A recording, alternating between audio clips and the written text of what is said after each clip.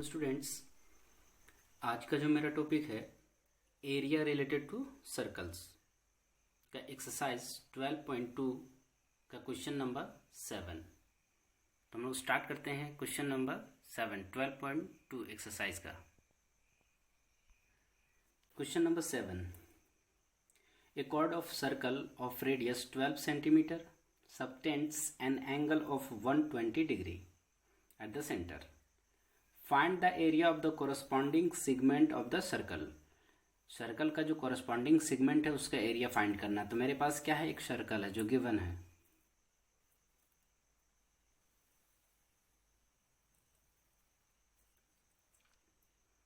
जिसका centre O है। The chord of a circle of radius 12 centimetre, एक chord है मेरे पास, इसका जो रेडियस है वो 12 सेंटीमीटर है।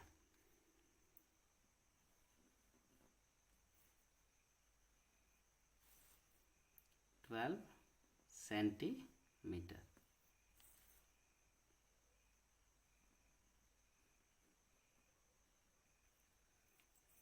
इसका रेडियस क्या है, 12 centimetre.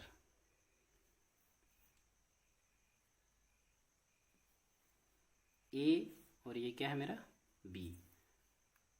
12 centimetre an angle of 120 degree at the centre. यहाँ का जो एंगल मेजर हो रहा है वो कितना है, 120 डिग्री।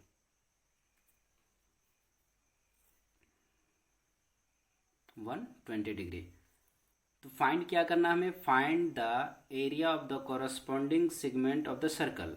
यानी इस सर्कल का जो कोरस्पॉन्डिंग सेगमेंट है, जो एरिया, उसका एरिया फाइंड करना है। इसका एरिया ए, यहाँ पे पॉइंट अगर हम लोग मान लेते हैं पी, ए पी और ये बी, इसका एरिया फाइंड करना है। जो मेरे पास क्या है, ये माइनर सेगमेंट भी है, तो माइनर सेगमेंट का एरिया फाइंड करना। जबकि यहाँ पे सेंटर पे जो एंगल बन रहा है वो 120 डिग्री का है, 120 डिग्री का है। तो हम इससे पहले भी हम लोग देखे थे, इसके बारे में डिस्कस भी किए थे कि अगर माइनर सेगमेंट अगर एरिया फाइंड करना है, माइनर सेगमेंट का एरिया, तो उसका एक शॉर्ट में फॉर्मूला होता है, डायरेक्ट जो फॉर्मूला होता है।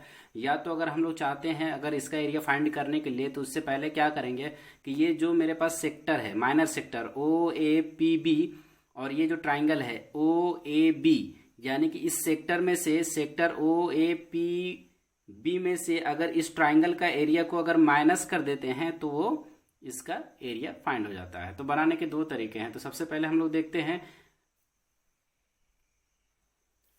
सॉल्व कर लेते हैं इसको पहले हम लोग। तो परपेंडिकुलर,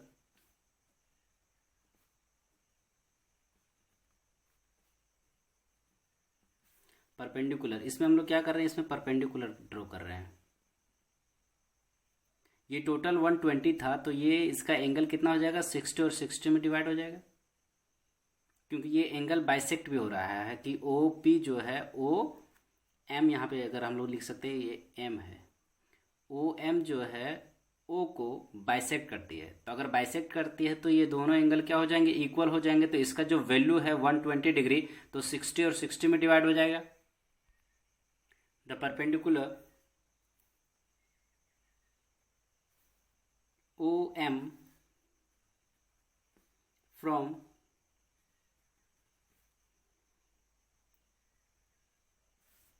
सेंटर से, यानी from O to the chord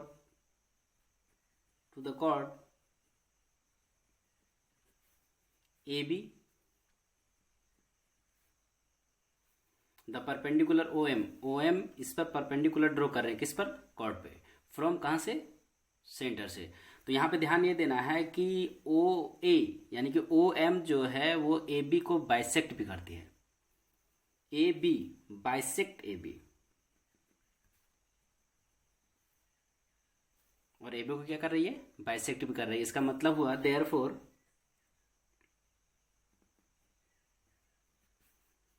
AM is equal to BM, यानी कि ये जो साइड है ये दोनों आपस में क्या हो गए, इक्वल, क्योंकि ये परपेंडिकुलर बाइसेक्ट है।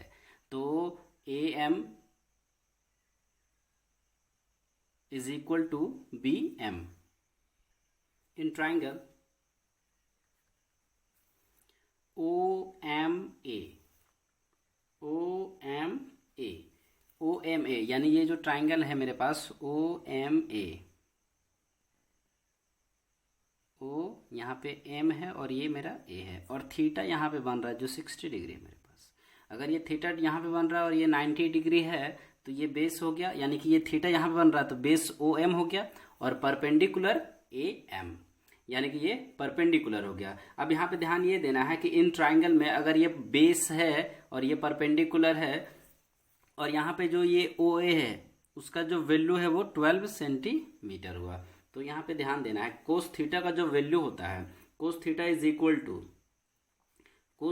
इक्वल टू हो जाता है base by hypotenuse.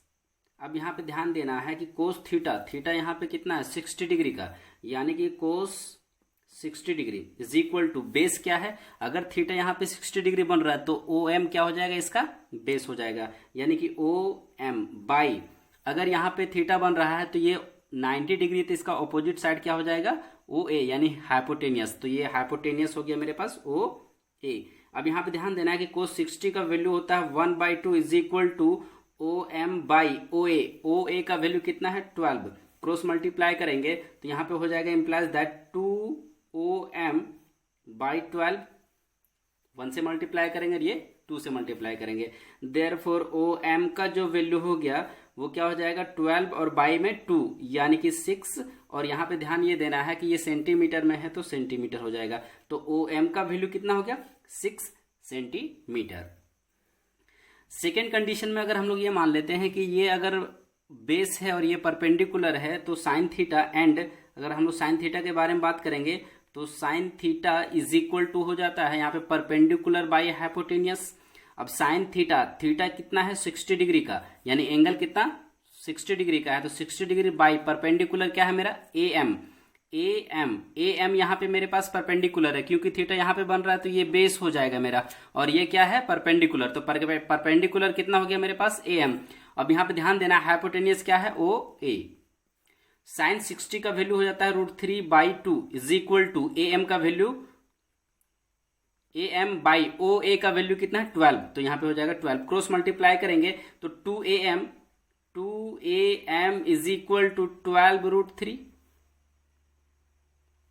2AM is equal to 12√3। यहाँ पे ध्यान देना है देयरफॉर AM का जो वैल्यू हो जाएगा वो कितना हो जाएगा 12√3, और ये मल्टीप्लाई में तो ये डिवाइड में हो जाएगा 6, तो यहाँ पे 6√3 सेंटीमीटर।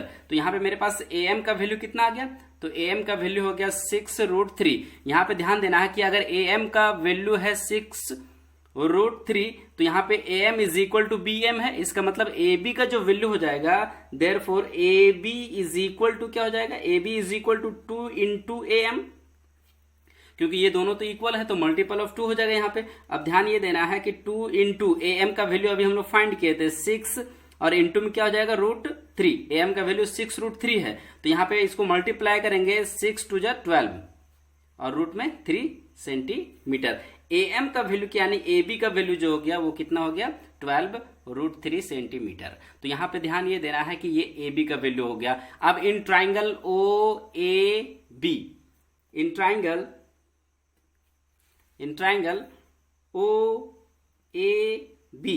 OAB, अब यहाँ पे ध्यान देना है कि इस ट्राइंगल में ये परपेंडिकुलर है, यानी कि ये परपेंडिकुलर और ये बेस हो गया, तो यहाँ पे इसका इन ट्राइंगल में ध्यान देना है OAB में area of triangle OAB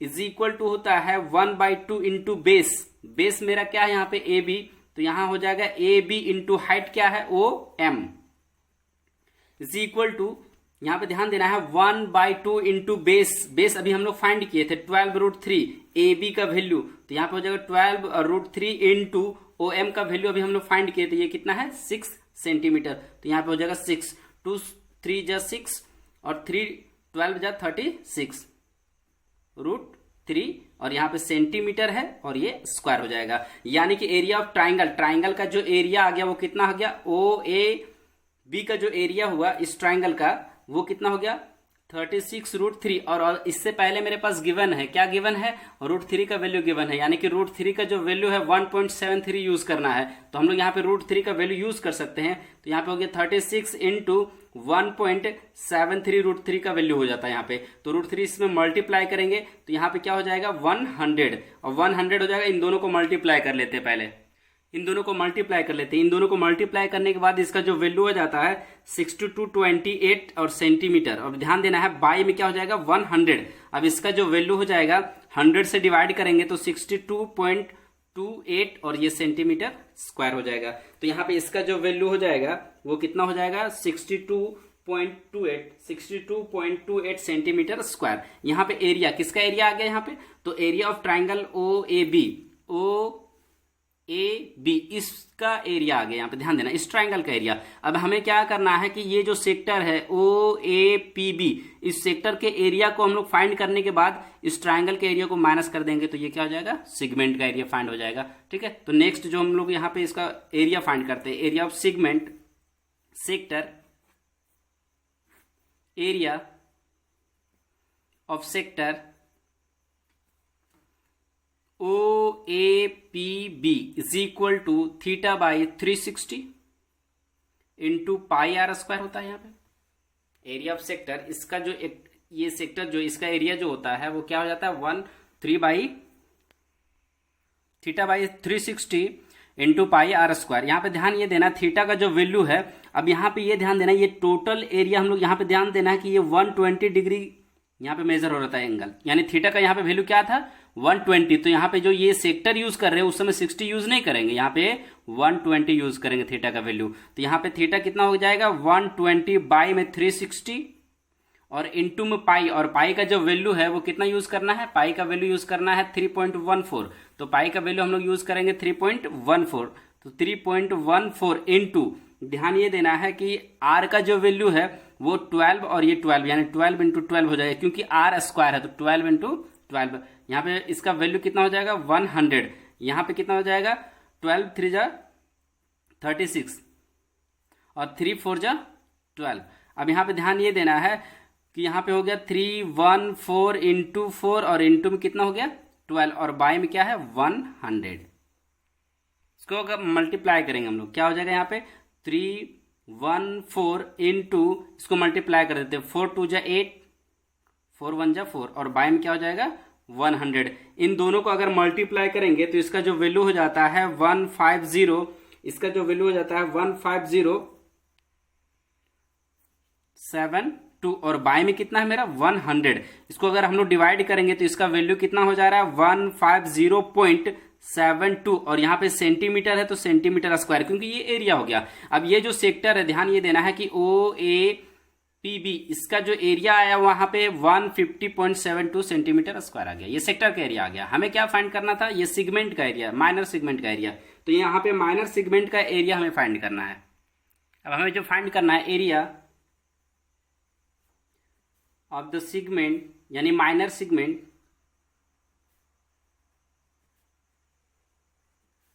minor segment, area of the minor segment find करना है। तो माइनर सेगमेंट कहां पे है, यहां पे ध्यान देना है कि माइनर सेगमेंट है APB। APB is equal to area of sector OAPB। OAPB minus कर देंगे area of triangle OAB, area of triangle OAB, area of triangle OAB। अब यहां पे ध्यान देना है इसका जो वैल्यू अभी हम लोग फाइंड किए थे एरिया ऑफ सेक्टर, तो एरिया ऑफ सेक्टर का जो वैल्यू है 150.72 150.72 और माइनस कर देंगे हम लोग एरिया ऑफ ट्राइंगल 62.28। अगर माइनस कर देते हैं तो इसका वैल्यू क्या हो जाएगा, ध्यान ये देना है यहाँ पे 12 में से 8 4, 6 में से 2 4 पॉइंट, 10 में से 2 को माइनस करेंगे तो यहाँ पे 8 हो जाएगा और 14 में से 6 तो 8 हो जाएगा सेंटीमीटर स्क्वायर। ये हो जाएगा इसका रिजल्ट, यानी कि एरिया ऑफ माइनर सेगमेंट जो है, एरिया ऑफ माइनर सेगमेंट, इसका एरिया, इस सेगमेंट का एरिया जो हो जाएगा वो क्या हो जाएगा, तो इसका एरिया हो जाएगा 44 सेंटीमीटर स्क्वायर। ये हो गया माइनर सेगमेंट का एरिया। तो सबसे पहले इसे फाइंड करने के लिए हम लोग क्या फाइंड किए कि इस सेक्टर का, इस ट्राइंगल का एरिया को हम लोग फाइंड किए OAB, जिसका वैल्यू आ गया 62.28 सेंटीमीटर स्क्वायर। इसके बाद हम लोग क्या किए, इसका सेक्टर का एरिया फाइंड कर लिए। ये सेक्टर का एरिया, इसमें से क्या किया, इस सेक्टर के एरिया में से इस ट्राइंगल को माइनस कर दिए तो इसका वैल्यू आ गया।